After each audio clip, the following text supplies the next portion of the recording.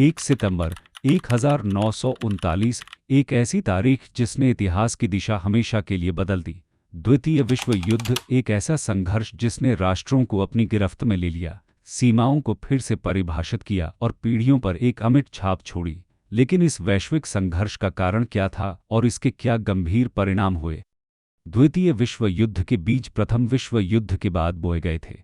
Versailles की संधि ने जर्मनी पर भारी क्षतिपूर्ति लगाई, जिससे आर्थिक उथल-पुथल और व्यापक असंतोष पैदा हुआ। इस माहौल ने एडॉल्फ हिटलर और नाज़ी पार्टी के उदय के लिए उपजाऊ जमीन तैयार की। वर्साय की संधि एक महत्वपूर्ण मोड़ थी। इसने न केवल जर्मनी को दंडित किया, बल्कि राष्ट्रीय अपमान की भावना को भी बढ़ावा दिया, जिसका हिटलर ने सत्ता में आने के लिए फायदा उठाया।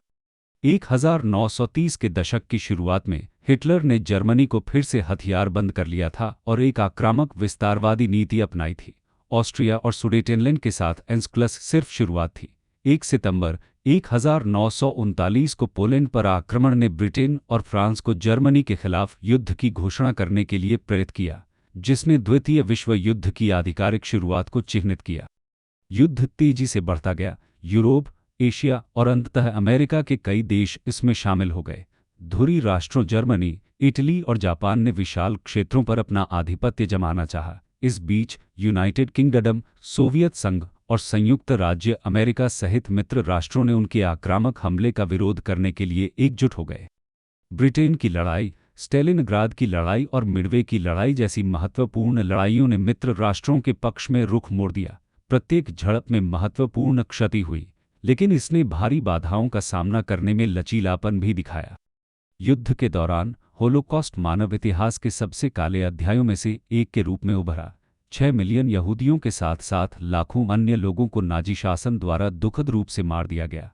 यह नरसंहार घृणा और असहिष्णुता के परिणामों की दर्दनाक याद दिलाता है।